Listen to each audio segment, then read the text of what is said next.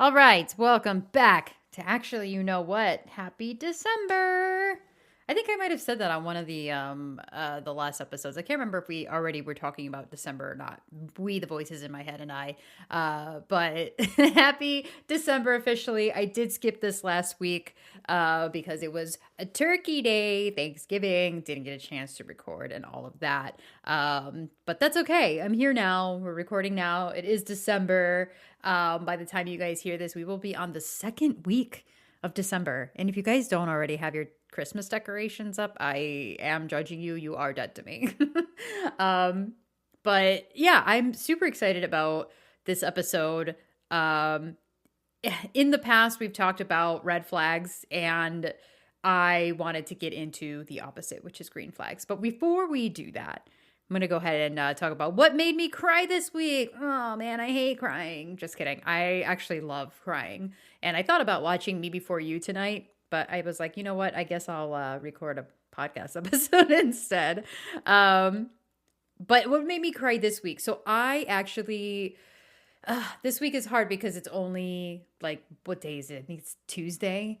But in the last few days, I've been watching The Hunger Games. And I started on Thanksgiving and I just kind of made my way through it.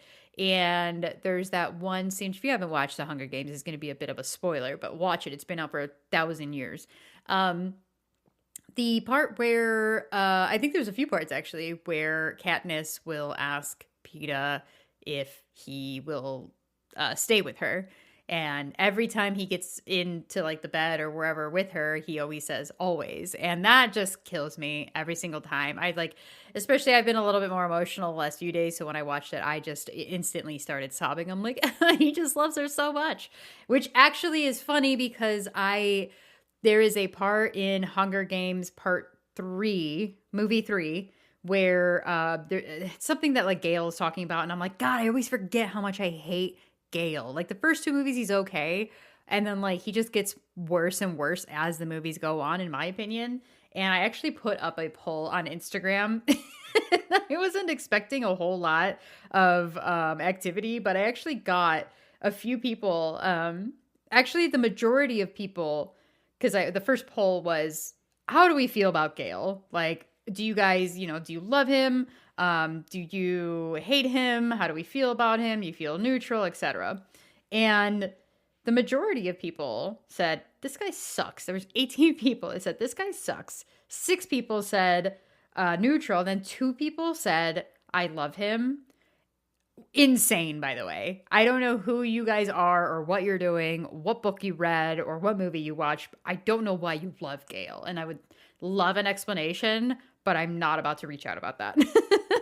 But the next poll that I did was obviously the Peeta versus Gale argument. And that's something that my mom and I have talked about, is because she loved Gale. Obviously, Gale is the more conventionally attractive one. But I mean, I feel like everybody really loves Peeta, right? I mean, Peeta's like, he's the best. He's great. So I did put out one, and it was like the first option was Peeta, of course. The second option was Gale all the way, and then there was 9, or one of them was neither. So we did get 9 votes for neither. So 33% of people said neither. 56% of people said Peeta, of course, and then 3 people said Gale all the way. I'm really hoping, and they were all dudes, of course. I really hope that you guys hit the wrong button, because that's just batshit to me. That doesn't make any sense to me. You're crazy. I need you to get evaluated ASAP. But yeah, so that was my cry of the week, was the Hunger Games, which kind of led me into the whole Gale versus Peeta thing. And I could talk about Hunger Games forever.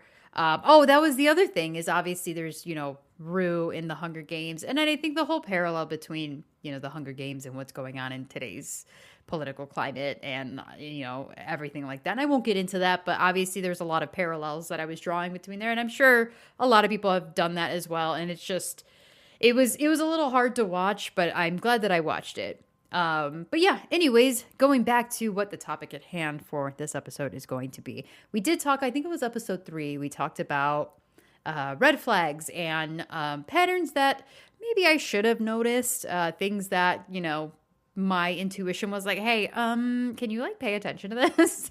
And then I didn't. And I like to joke around a lot about how, I've dated guys that have a lot of red flags. But I do want to make mention that not every single guy that I've dated has just been one giant walking red flag, and not every single guy has been absolutely terrible. Even the ones that were not super great did have their green flag moments. And I do believe that that's why and I think a lot of other women as well, stay with people longer than they should, is because you do see these green flags at the beginning of a relationship, of a situationship, whatever. And eventually that kind of goes away or it turns into something else. And you kind of wonder, like, what happened to that person? And it's funny because I did see this meme. I don't remember if it was on TikTok or on Instagram, but it said something about, like, when you first meet a man, enjoy him for the first few weeks because you're never going to see that man again. And I think, again, that's why it's so easy to, not easy, but I think that's why we want to stay with, people that might not necessarily be good for us, is because we see those green flags and we see that potential and we see these wonderful things. And then, they might be masking or whatever else. And once it goes away, you kind of find yourself going, well, how do I get that person back? So I think that's kind of, I don't know. I guess that's what happens with me when it comes to dating, is I see those green flags and then they go away and then I'm like, wait, but some people have, green flags that stick around, which is nice. And those are the ones that we're going to talk about today. So the positives, green flags, I know we're talking about positives for once. Like, who even am I? I'm in the Christmas spirit, I guess. So the green flags, for those of you that don't know, are the flags that make you go, oh, I feel safe here. I feel happy here. This is a good thing. This is a positive. So before we jump into those green flags, I did kind of want to reiterate what those red flags were, just so that we can get a little bit of a refresher. And also because a lot of the green flags are actually just kind of the opposite of those red flags. So thought it would be a good way to kind of, get our minds going. But so the number one thing that I had on there was the perpetual victim. So the guy that's going, and also when I say guy, there's guys listening that are, or women listening that are, and if you're into girls, this applies to women too, I think, maybe, I'm not sure. It could be totally different for women. But it is, again, all from my personal experience. So when somebody is like, oh, everything's always going wrong for me, I lost my job, I just have the worst luck, people are always out to get me, I feel like the world is out to get me, that kind of person, I think everybody's going to meet that person in their life at least once. It's very important that you run away from them because this is somebody that you are going to become the emotional support person for. You are going to be forced to do a lot of emotional labor. By the way, I used that phrase once in an argument with one of my exes, and you would have thought that I offended his ancestors because he got so mad when I used that term. I was like, you're like, oh, I feel like I'm picking up a lot of the emotional labor. He's like, what? I'm like, oh, my bad. You're right. No, you're great. Anyways, you're going to be forced to do a lot of the emotional labor in that relationship. Meaning you're going to be the one that's always going to have to be positive, or you're going to have to be the one that fixes things or comes up with ways to make things better or whatever else. And in these kinds of relationships, I became the fixer. I was forced to stabilize these situations. I was forced to be a therapist. I was, I was all these things, but I wasn't the girlfriend. I was there kind of picking up all of the pieces of something that I didn't break.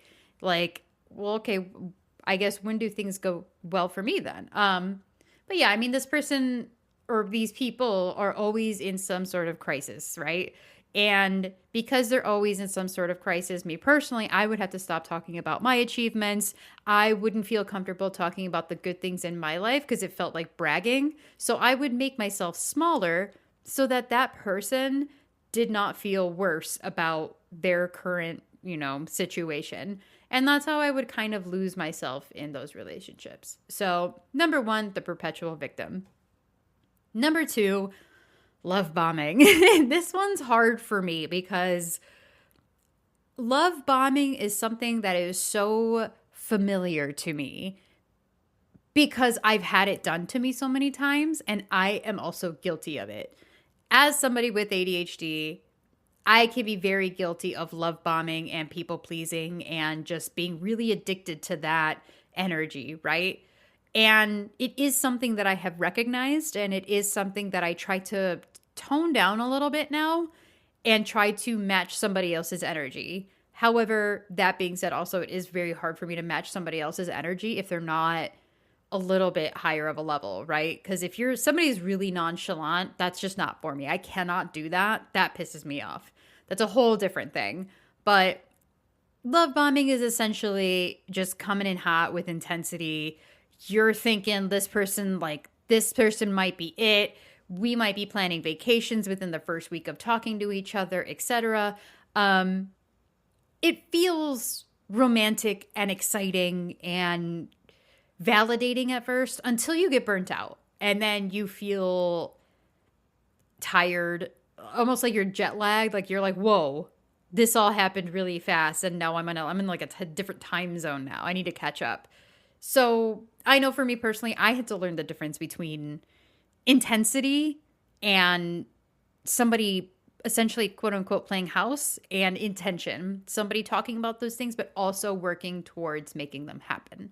So love bombing, number 2, huge one. Number 3, bad communication. The whole, I'm really bad at texting guy or girl. But I mean, here's my thing. We are all on our phones all of the time. So when somebody says, oh, I'm bad at texting, what does that mean? You don't check your phone? That's a lie. You don't know how to text? That's a lie. You just don't want to text? But I think we're getting a little bit closer to the truth there then. Like anybody who says I'm bad at texting, I don't necessarily believe that unless you are maybe older than me and you just are not great at texting. It is as far as like your communication style. Like some people will text you okay and they mean it like, okay, sounds good. And some people will text you okay and it's like a threat on your life. That's me, by the way. If I ever text you okay and that's it, something's happening here. But yeah, anybody who says I'm bad at texting or I just didn't see this, or, it's been 12, 13, 14 hours. It's been a whole day and you haven't seen this. What have you been doing? Unless you're out there doing like physical labor, I don't want to hear it. So bad communication. Oh, I'm not good at texting. Bullshit excuse. Another red flag. Red flag number 4, no friends or any sort of community. This one is tough. And I feel like this one is tough because a lot of what I see on TikTok, and I've kind of gotten away from this side of TikTok. I'm trying to navigate my FYP away from like solely relationship, single girl, like bad relationship stuff. I'm trying to get away from that and trying to get into more positive outlook. But something that I used to see a lot of on TikTok was things that women look for in men. And the top one was that he doesn't like to go out. Like my perfect guy is at home on the couch watching Netflix and doesn't go out. And I see that a lot of like men wanting that for whoever they date also. And I know I am not like that. I do like to stay at home. I do like to have I binged all of Stranger Things in a day. Don't judge me. I love staying at home and doing nothing. But I have a solid circle of friends. I have people I talk to every single day. And I have people that I go out with too. And I think that there's an innocent undertone to the statement, I want somebody that stays at home and doesn't go out and party. But I do think that there can be some kind of a malicious thing underneath it, because why do you want somebody that doesn't have friends? Why do you want somebody who like has no sense of community, who like doesn't do anything at all? So that what? So that he can make you like his whole life? Because that's not healthy either. So that's kind of it feels isolating. It feels like an isolating thing, and I think it puts you as a significant other in a very compromising position. I don't know if that's the right word for it, but I think it puts you in a very vulnerable position of you might be the only thing that this person has. And I think that's a lot of pressure to put on yourself. And I think that that could lead to a lot of problems. So I think that somebody who doesn't have any friends at all, like doesn't have any sense of community, doesn't talk to anybody else, doesn't have like any sort of community that they get along with or are part of in some sort of way, I think that's a little red flag-ish. So those are all of the red flags that we had talked about on that episode. So now I'd like to transition into the green flags, the quiet, the steady, the soft, the happy things that are not screaming for your attention because they don't need to, because these things are good. So these are the things that feel a little bit more like safety and a little bit less like chaos. So the number one thing is going to be emotional maturity. And I feel like this one's a very obvious one. These are not anything out of the ordinary. Emotional maturity is huge. And when I talk about emotional maturity, maybe that means something different to everybody, but for me, that means that somebody can sit across from me and have an uncomfortable conversation without punishing me for my feelings and without trying to invalidate what I'm thinking, what I'm feeling. Somebody who is not trying to be defensive or minimizing or telling me that I'm being too emotional, telling me that I'm wrong in my feelings or, talking over me, whatever. And this is something that I found myself recently talking to somebody and having conversations that are not always the most comfortable, but I do think that I'm doing a lot better as a person now, making myself have those conversations because I have boundaries and I have, things now that I'm like, this is what I will not tolerate. And I'm going to get that out there now because if this is something we cannot agree on, I'm not budging on this one thing. I'm doing a lot better about that now. And I do applaud myself for that. And having brought these things up with, somebody or whoever, and to not have somebody, and this could go for, by the way, anybody, this could go for a relationship, a friendship, a family member, anybody, being able to sit across from somebody and talk about your feelings and say, hey, you know what, that made me really uncomfortable, or this makes me really uncomfortable. This makes me sad. This makes me angry. I don't like when you do that. When you do this, it makes me feel this.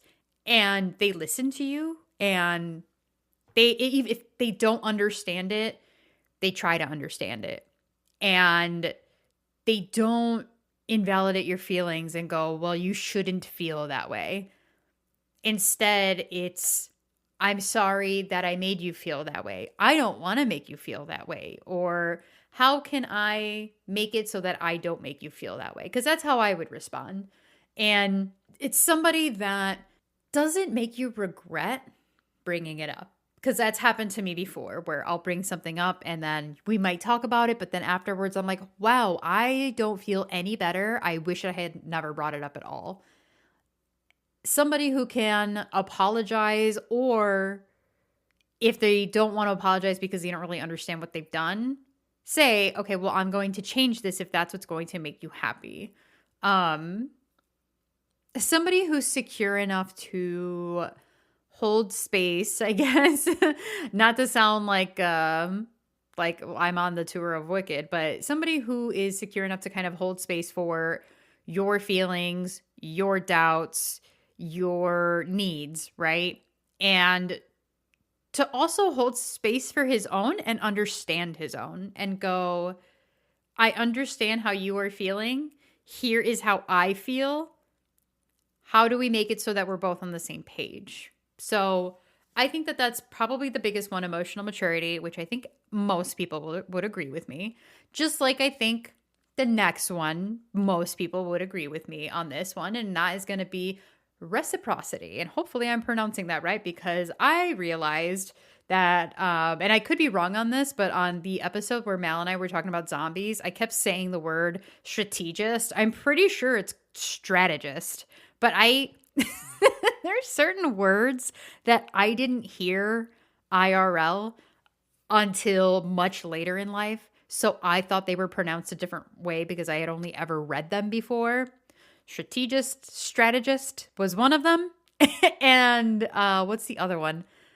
Ethereal. Ethereal, I thought was pronounced ethereal. So I'm sure there's more words too. If I think of them, I'll have to write them down. But, anyways, reciprocity. This is kind of a deep one for me, as I'm sure it's a deeply personal one for other people as well. If you are sending meaningful text messages, meaningful paragraphs, you're giving gifts, you're doing X, Y, Z, and they are hitting you with none of that, and you're sending long replies, about whatever, and they're hitting you back with an LOL or yeah, that's not cool. That sucks, actually. So the green flag behavior would be he's matching your energy. That energy is consistent. The conversations are flowing naturally. If you're doing gift giving, maybe they're not doing gift giving, but maybe they're showing affection in another way. The way that I show affection is I try to make sure that the other person is taken care of in some way, shape, or form, whether that's by cooking, whether that's by covering you on the couch with a blanket, making sure that I carry your favorite, soda or drink or food or snack or whatever. Whenever you come over, that means that I have it. That's how I show that I care about somebody. Sometimes it's gifts too. And I've dated people that, have different kinds of love languages. That's kind of where the whole love language thing comes in, right? Is maybe they are not the type that are going to think about, oh, I should have her favorite snack in my cabinet. Maybe their way of showing that they care about you is, oh, I saw this Squishmallow at CVS that reminded me of her. That's okay. That's still reciprocity to an extent, right? It's the same thing. Just because I gave you a gift and you didn't give me, and you gave me a gift, doesn't mean that's the only way to be like equal, right? So as long as you are not the only one doing the heavy lifting, whether that's emotionally or showing that you care in some sort of way. So, and it's not scorekeeping either. It's not like I gave him a gift, so he owes me a gift now. It's just constant mutual effort that's being put in. It's consistent effort. And that's what we're looking for in reciprocity. So again, pretty normal one. I think that most people would agree with me there. The third one, and this is one that maybe people that are like the older generations might not agree with. I personally agree with this one. Obviously, I wrote it. Number 3 is that he has a life outside of you, whether that's hobbies or, a friend group outside of your friend group, or, acquaintances, or a community that he's a part of or she's a part of. Hobbies could be anything. For example, hobbies of mine, I do this podcast. I do tarot stuff. I do a little bit of witchcraft here and there. Don't worry, I'm not hexing anybody. I also game. So those are pretty much my biggest hobbies. I do have other things that I do and I just started baking, by the way. Made banana bread tonight. Bomb, by the way. First time ever making banana bread. Nailed it. So good. So I'm a chef. But no, I'm just kidding. Having some sort of interests outside of you, I think, are important. Do I think that they should be gaming with other people every single night? No, I think that can be a little scary depending on the agreement. And obviously everybody's different, but having something outside of you, I think, is very important. And I would want something like that in my significant other of, what do you do outside of like talk to me? Do you just sit on your couch and like do nothing? Because again, going back to that red flag from before, is that like, so you have nothing going on with your life other than work and me? That's a little scary. So you want somebody that has some sort of hobby, some sort of community, um, somebody that has long term friendships or some sort of long term relationships. Maybe their friendships could be with cousins of theirs, it could be friends of theirs from middle school, high school, whatever. I think that's kind of important. I think when people say that they have absolutely no friends and, oh, yeah, I used to have a group of friends, but they all sucked. All of them? Okay.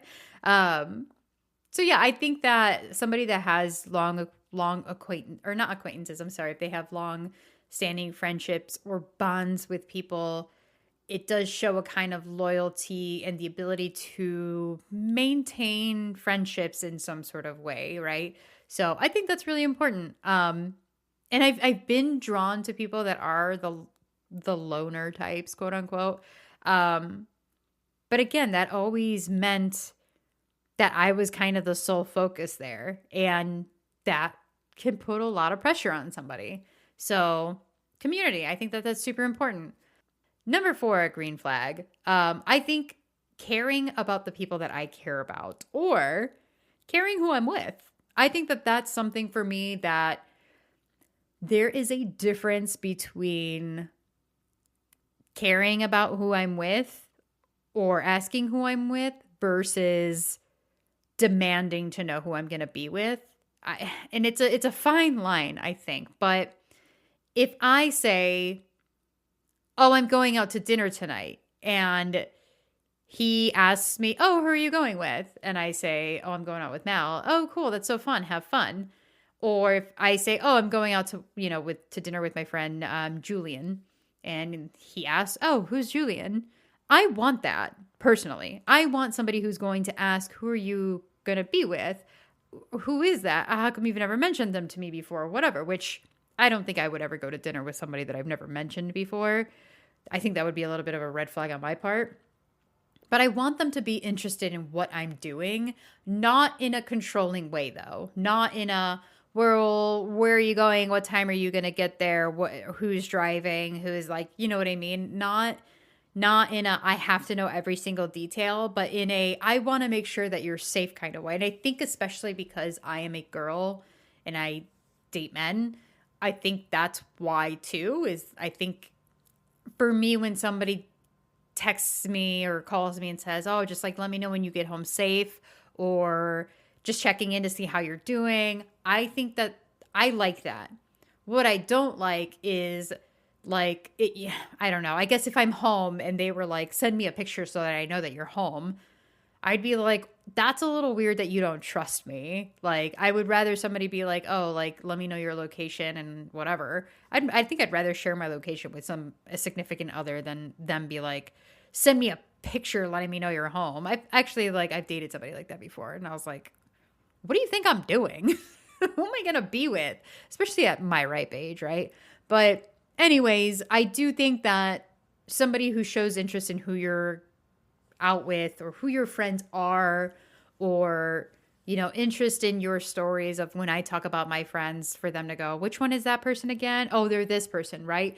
I like that. I like when they remember names, they ask about my friends, they're not just invested in me, but they're invested in the people around me too, because again, as a woman, I'm sure that they would want, or I would hope that they would want me to be safe. "Oh, you're going out with so and so. Isn't she the one that gets drunk a lot? Okay, well, if you need an Uber tonight, you let me know, or let me know when you get home safe. Just if you guys drink, don't do this." You know what I mean? Like, I think that is like, that's what I'm into, is somebody that cares about who I'm with and like that I'm getting home okay. All of that fun stuff. Number 5, and I'm going to try to frame this correctly. I'm not looking for somebody who is jealous, because I think that borders the whole TikTok possessiveness weird thing. I would like somebody who, and I think the phrase was, protectively admires you. Not somebody who's doing the whole "you belong to me, I'm not your property." No. I'm not into the whole book talk fantasy, like touch her and I'll break your face. No, because that's only cool in books. That's that Mal and I talked about that before. That's cool in the books. It's not cool when you think about it in real life. There's a lot more that goes behind it, right? Somebody who is a walking green flag is not going to say, that guy looked at you. I didn't like that. You can't wear that anymore. No, that's disgusting.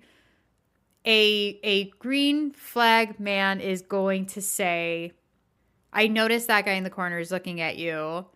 Of course he's going to notice you. You're gorgeous. However, I am going to put my arm around your waist to let this dude know that you're taken. It's a sense of maybe pride, devotion. It's not control. It's not domination. It's not ownership. It's, this one's mine and I'm proud of it. And like, yeah, of course you're looking at her. She's gorgeous, but also dibs. You know what I mean? And like I said, there's a fine line there, and there is a difference between protecting your relationship and protecting your partner and being proud of your partner versus, I guess, policing your partner. So hopefully that one makes sense. I know that one's, again, very thin line. I don't want somebody that's where a guy's going to look at me and he's going to punch his lights out. No, absolutely not. That's weird. But and I've had this happen before, actually, where I remember I was at a concert and some guy grabbed my ass and I told my boyfriend, he didn't do anything about it. I'm like, okay, so we're just okay with people grabbing me now? Got it. Bizarre, right? This was forever ago. But if that should happen now, I would do something about it. And then we'd have to leave. And then we wouldn't be allowed back in that bar. But yeah, hopefully that one makes sense. I know that one's a little bit all over the place. I haven't had any wine yet, so if any of my thoughts don't make sense, blame it on the lack of wine. But yeah, so number 6, safe communication about boundaries and about triggers. Huge green flag. Again, this kind of goes back to the emotional maturity, so maybe this will kind of be in that same category. Somebody that can talk about your triggers, traumas, boundaries, doesn't get defensive and doesn't get weird about it and doesn't write you off. I guess let's put this under the emotional maturity maybe. But I think somebody that wants to get to know you well enough to learn your triggers, your boundaries, things that you have gone through, and not because he's trying to manipulate it or use it against you later on, but because he wants to understand you better. And I feel like I saw on TikTok recently, or maybe it was Instagram, where it was like the feminine urge to tell this man every bad thing that's ever happened to me so that he knows I'm not crazy for no reason. And I don't know that men necessarily feel the same way, because I feel like when I talk to men and I bring up exes or I ask them about their exes, I don't know if they see that as me trying to get information or if they see that as me still being into my exes. Not at all. And this is something that I told somebody recently, that I'm like, when I break up with somebody, that is it. They are gone. They are out of my life. I do not think about that person. I do not have a person that got away. I'm done. Because when I have broken up with somebody, I have exhausted all options. I have tried everything that I possibly can to make sure I can make this work. And if I have exhausted all of those options, I'm done. I'm just exhausted and I'm out. And usually when I'm out, it's a clean, this isn't going to work anymore, and a block. Most of the time it's a block. Because I don't want to see them and I don't want them to see me. And I don't want to do the whole, he looked at my story, I saw his, I don't want to do that shit. I'm like, no, I'm good. I don't need to talk to you anymore. And in the chance that they do reach out again, because a lot of the times they do, I'm like, yeah, no, I don't want to talk to you ever again, actually. So something that whenever I do talk about an ex in any sort of way, no, it's not because I'm still into them. It's because, hey, this person did this to me, or I was in a situation with this person, and this person's response or actions in this situation made me feel this way. And because of that, When other people do that, it makes me react this way. And I feel like I haven't really gotten the opportunity to talk to a lot of men, or I guess to a lot of people that I've dated about that. One, because other than this year, I had not dated anyone really in almost 5 years. And before that, I think it was really hard for me to have a full grasp of things that have happened to me and maybe process them in a way where it was healthy, where I understood things that happened to me. Because I think even to this day, I am still processing things that happened to me. And this is something I talk to Mal and to my cousin Rocky about a lot, where I still spiral and things will still trigger me in a way that cause me to have panic attacks and cause me to react in a way that surprises me, where I go, where the hell is this coming from? And it helps me to talk to my friends or my family. Rocky's my family, but it helps me to talk to my Scorpio babes about what has happened to me, how I'm feeling in this moment, what triggered that, where this could have stemmed from. And this year, more than anything, I think has really taught me that there are certain traumas and triggers that have stayed with me that I'm probably going to be healing from for a long time, until I can see firsthand that it doesn't have to be that way, if that makes sense. So not being able to talk to men, and I'm not saying that in a way where they're like, I don't want to talk about it, but I think it's a very delicate thing where, again, you don't want to bring up exes all the time. But in that same breath, especially at my age, I'm 37 years old. I've been dating for about just under 20 years. And a lot of things have happened throughout my life that have made me the way that I am in dating. I think I'm a very confident person outside of dating. Once it comes to that, because I've had such bad luck, because I've had such, bad things happen to me, I'm not 100% confident, and I'm trying to get there. And I'm going to, I think, forever be a work in progress. And I think it's going to take the right person to handle that, or to bear with me, or to hold my hand while I get through it. Going back to the safe communication about boundaries and triggers, falling under the emotional maturity green flag, somebody who you feel safe talking to, basically. Somebody that you can, just go, hey, I want to talk to you about this, and it's a really hard topic to talk about, and them not retreating or running away or thinking it's bullshit or asking you why you're bringing it up. Somebody who's like, yeah, I completely get it. I understand. Let's talk about it, or let's get through it.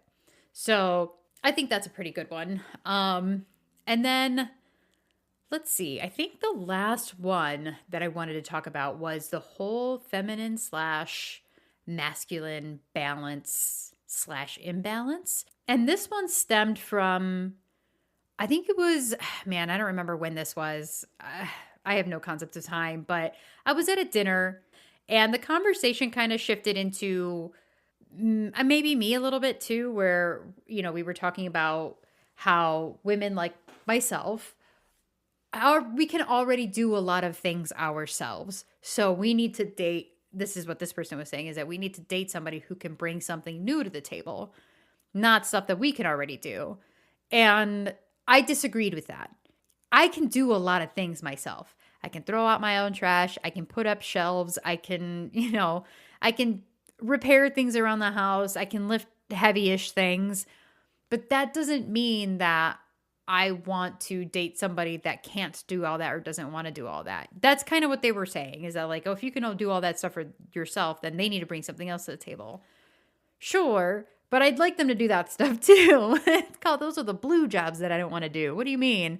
So I think that on top of like, yes, I do think that independent women, obviously like myself, we want to feel emotionally supported. We want to feel safe. We want somebody who is going to be there for us emotionally. However, that doesn't mean that I also don't want somebody that is that masculine energy to come in and go, I'm going to take care of this for you. Or like, oh, I noticed this was broken. I'm going to fix it. Or I noticed that. I'm going to take care of that. I do genuinely think that dating somebody who is truly in their masculine as far as I am going to protect you. I want to make sure that you feel safe. I want to make sure that you feel loved and I'm going to take care of all that. I genuinely think that that helps women like myself. We tend to be more masculine because we have to be, you know? I really think that that helps us get into our feminine and it helps me relax and kind of go, "Oh, I don't have to worry about that. I don't have to worry about this." It's an interesting feeling and something that I'm getting a little bit more familiar with myself is like, man, I think I posted something on Instagram earlier that was like when Latinas, when somebody's son starts acting right and it's just her cooking. And I'm like, I get that. That's exactly how I get. I'm like, this is dope. I'm like, what do you mean I'm baking banana bread? Which is, again, bomb.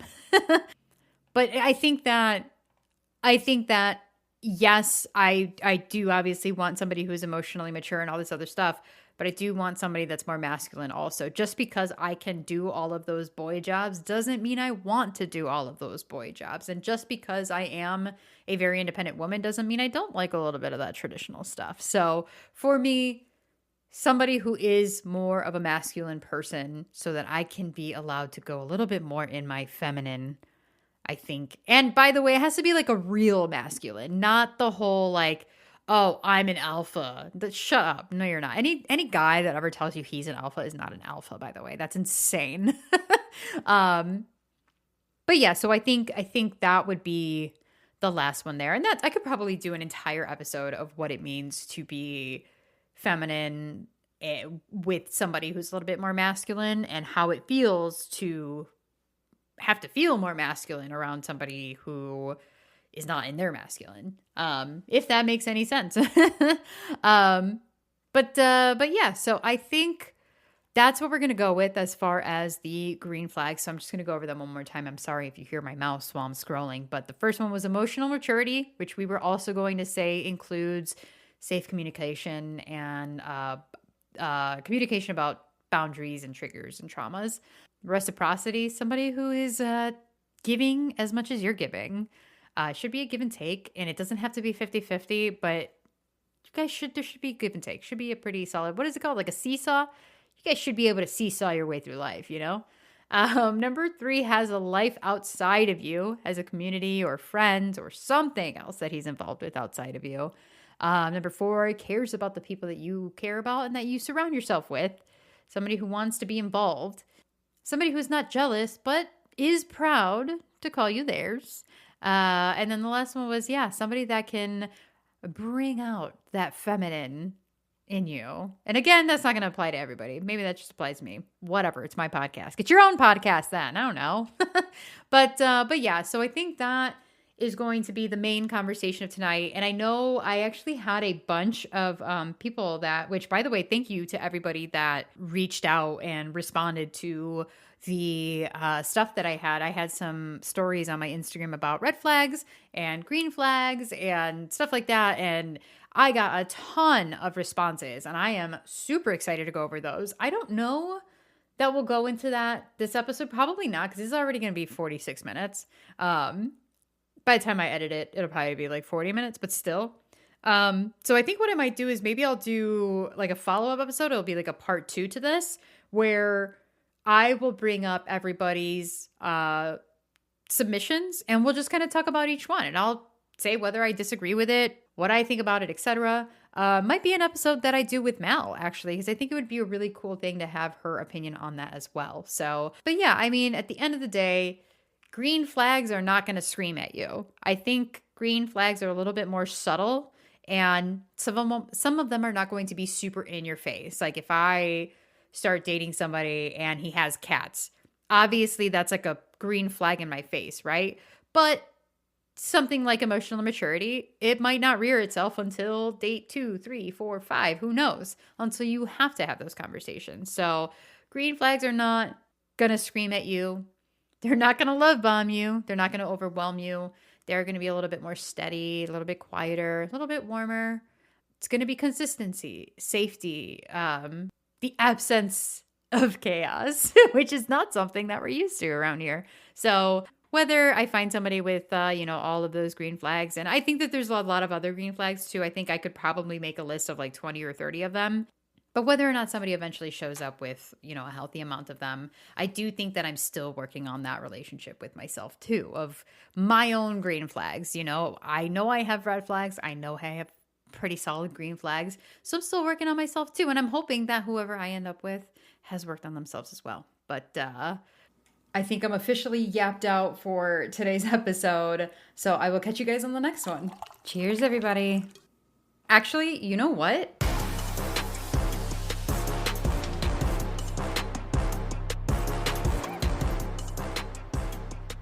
All right, I want to take a moment to send a heartfelt thanks to everyone that has donated and shown us just such incredible support. Your encouragement has been both motivating and just extremely instrumental in helping us bring this super fun dream and adventure to life. And we're just so excited and beyond excited, actually, to start the journey. So, a few special thank yous to Samantha, Chiblet, Darth Silent Bob, Dave M., Jess Bagel, who has a health and wellness journal available now at colorcodedcookie.com. Katie Edward, who wrote Call on Me and is one of the few books that I've actually finished and loved and read and everything in the last year and a half. Dustin, aka Wicked Warrior, your face and body painting skills never failed to amaze me, dude. You're doing incredible. Our beautiful friends, Gloria and Joanna, Tim, Mauricio Ormachea, Greg, Squeegee, my friend Jason Abadi. Thank you for validating my thoughts while I navigate dating men. I appreciate you always listening to me yap. My Lavender in Life, Oz, who helped keep me grounded during one of the harder times in my life. To my wonderful family, my Uncle Chris and his wife Letty, my incredible cousins, Eric and Chingona. You guys are always cheering me on. My parents, Mallory's husband, Roy, who I also consider to be my family. Your unwavering support just absolutely means the world to us. And then finally to Mallory, you listened to me talk about a dream out loud, about starting a podcast. And not only did you encourage me to take the leap, but you took it with me. And you're my best friend and I love you. And I couldn't imagine doing this with anybody else. So thank you guys again for listening, for being here, for supporting us and encouraging us. And we will catch you on the next one.